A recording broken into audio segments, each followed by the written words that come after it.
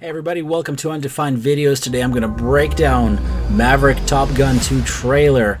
We've got an updated logo and we go right into a desert scene. Here we've got an F18E flying very low, I'm guessing about 30-40 feet above ground, and it looks like this is being filmed in Death Valley, which is just south of the place known as Star Wars Canyon. If you do a Google search for that, you'll see some amazing photos of pilots from US Air Force and Navy doing exercises over that area. Time on target being counted down, and that time on target is where Tom Cruise pulls up nearly vertically, going at full throttle into the sky. Gotta tell you, this time on target doesn't look very accurate to me, but we have no time to figure that out as we switch into the next shot. This is a Nimitz class carrier. I'm guessing this is the Abraham Lincoln, which was listed as one of the filming locations for Top Gun Maverick, but this also could be the George H.W. Bush. All I could spy was the ANSPS 48 on the roof there. That's their long-range radar. We've got a couple of F-18s coming up through the hangar elevator up onto the top of the hangar, and here we've got Ed Harris. Looks like he is wearing the 2 stars of a rear admiral, having a conversation with Tom Cruise. But Tom Cruise is wearing a very different outfit than an F-18 aviator. That neck piece is a giveaway, but let's keep going. We're going to get back to that in just a minute. Alright, so next up, Tom Cruise is in a cockpit, and he is giving a signal that he's ready to rock and takes off of an aircraft carrier. Here we can see that he is loaded for bear. He has 2 air-to-air missiles and ground bombs as well, but I think he's not in an F-18E, which is a single-seat version. I think he's actually sitting in an F-18F, which is the 2-seater.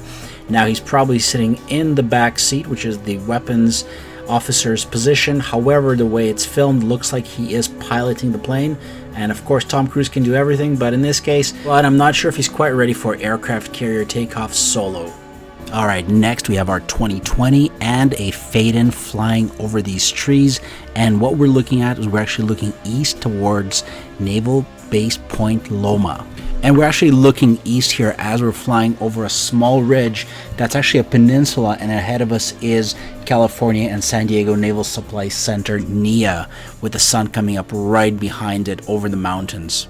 Alright, here we've got Maverick. He is suiting up, putting on his jacket in front of his locker, and there's a lot of Easter eggs here. This is pretty much the locker of lockers for all kinds of air fighter squadron insignias. My first shout out goes to VFA 122 at Naval Station Lemoore, the Flying Eagles. Right there underneath the green arrow for the Strike Fighter Weapons School Pacific. Real quick here, we've got VFA 84, we've got VFA 2, that's the Bounty Hunters, VFA 14, that's the Top Hatters, VFA 22 Fighting Redcocks, VFA 113 Stingers, those are at Lemoore, VFA 151 Vigilantes, also Lemoore, VFA 25 Fist of the Fleet, that's the fist right there. We've got VFA 115, we've got also VFA 94, VFA 136 the Nighthawks, and VFA 195 the Dam Busters, all here on the board. So this is an awesome Easter egg for Naval Station Lemoore, because many of the fighter squadrons identified here in red, and many that I maybe missed, are all based at Naval Station Lemoore. So awesome Easter egg and a thumbs up. Also, the book on the shelf is P-51 Mustang Development of the Long Range Escort Fighter. And we've got Maverick picking up his sunglasses now. Does that say best pilot or test pilot? You let me know what you think in the comments. But Maverick has a need for speed, so he whips out the 1985 Kawasaki GPZ 900R, in which he rips along the road next to an F-18 taking off. Alright, we're entering into theory and movie spoiler mode, so let's find out what we've got here. Alright, we've got a blink and you'll miss it moment here. Maverick is sitting in a cockpit wearing a very interesting helmet. I've had a few people ask me about this helmet. This is actually a version of the S1031C. This is the same high altitude helmet that is worn by pilots flying the U-2 planes, and in some cases the SR-71, but in a different modification. So Tom Cruise is not in an F-14 or an F-18 here. We can tell that by the shape of the ejection seat behind Tom Cruise. That is a very similar design to an SR-71, and of course the cockpit is not rounded but has the triangular shape of a SR-71 type plane, but definitely not a U-2. And so here's a spoiler jump ahead if you want to skip this, but there is footage behind the scenes of Tom Cruise wearing a black outfit with the same ring helmet mount, for a test pilot of a hypersonic or supersonic type craft. This is a new technology craft that I guess he will be a test pilot for, whether it's in the beginning of the movie or at the end of the movie for another mission. We will have to wait for the film to find out, but that's what he is sitting in and that's what he's flying. My only hope is that this movie does not go the way of stealth and become a movie about futuristic planes and artificial intelligence, because that movie, in my opinion, kind of stunk. Let me know if you liked stealth, but let's get back to the show. So we're back on the ground playing with the boys, tossing around a pigskin, playing some songs. We've got Goose's son there getting emotional, just hammers that pin right into the coffin and rides away on his bike. So after another fade out, we're taken back to that shot where Maverick took off from the aircraft carrier. We know it's the same sequence because he is flying with the exact same weapon loadout he was taking off.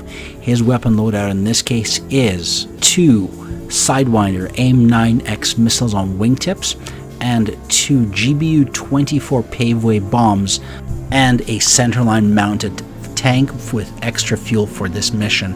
So with this layout, we've got the bombs in orange, we've got the air-to-air missiles in green, fuel in white, and that little arrow in red pointing to a flare pod, which actually allows the F-18s to target ground targets. It's basically a laser pointer that tells the GBU-24 where to go. Very nicely added detail. We get another look at the planes here as they bank through the trees and over the water. They're approaching their mission. I'm guessing this is either a training mission or they're going after Iran or Russia or maybe North Korea here. Where do you guys think that this is going to take place and what kind of a mission this is? They're all definitely loaded up with live missiles. The yellow stripe on the Sidewinder identifies that it is not a training missile. Same thing with the coloration on the bomb. One thing I gotta tell you, only Tom Cruise will do a barrel roll and an inverted dive with a fully loaded plane with a drop tank, 2 air-to-ground bombs, and Sidewinders. In the real battle, if you want to do that kind of maneuvers, you are going to get rid of those bombs and you better get rid of that fuel tank. Otherwise, you're just one slow, hefty beast, all that equipment on your wings.